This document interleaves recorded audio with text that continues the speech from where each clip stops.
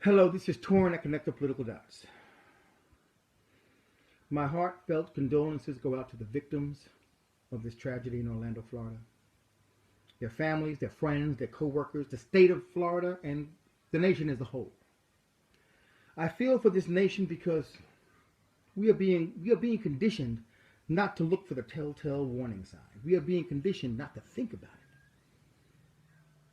it. That is dangerous.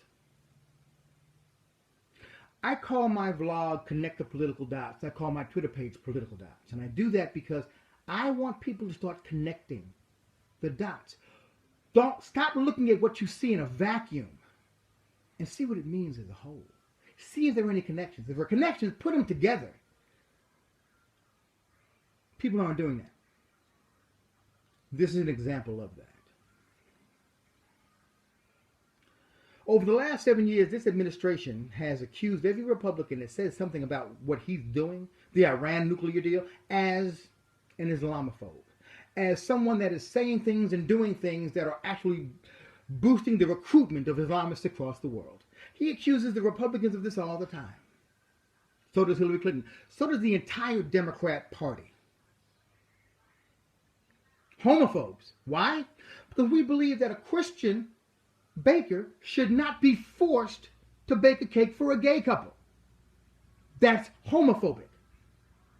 So we're homophobic and Islamophobic, but the president is all understanding. The Democrats are all understanding, and they would never do anything to recruit terrorists to come to this country and kill Americans.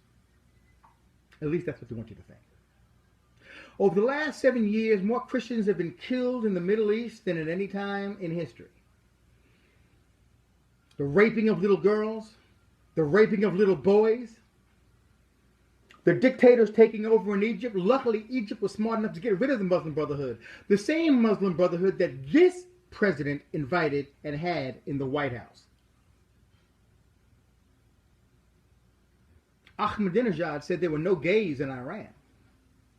None.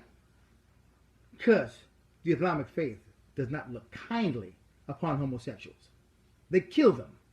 It's a death sentence. Like it's a death sentence to be Christian. So to be Christian or to be gay in the Islamic world is death. Yet we cannot think about that. We cannot say anything about it. If we do, we're talked about badly. We're Islamophobic. We're homophobic. But connect these dots. This president wants us to be silent when we see things. Silent when we hear things. Silent when we know things. And then he goes on a national binge to make everything in this country about gays. Transgender bathrooms. Forcing Christians to do what gays want them to do, regardless of their faith. Homosexuals above all. Homosexuals above all. Does anybody think this could be a recruitment tool for those in the Islamic world that hate the West? Is it possible, just think about it for a second, that all of this attention to gays made this Islamist go into a gay nightclub and start shooting them? Anybody? To me, it seems like while we are telling the FBI what they can and cannot investigate when it comes to Muslims, while we are basically disregarding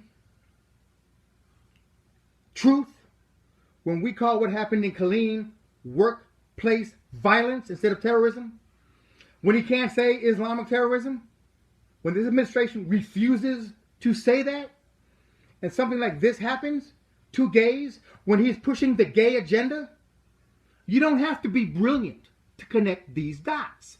You don't have to be a brain surgeon or a rocket scientist to see that the gay community has become the carrot the Islamists are chasing.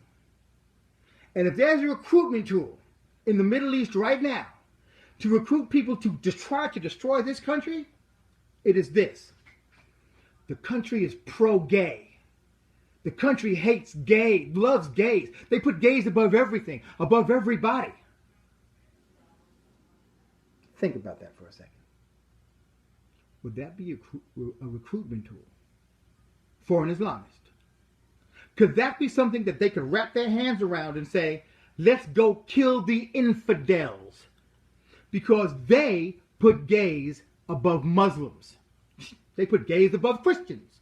They put gays above everybody. This is a recruitment tool for Islamists. Wake up. If you're gay in this country and you support a president that is so pro-Islamic he allows Christians to be slaughtered, look up. See for yourself what Islamists do to gays. Again, my condolences to those killed and the families. But wake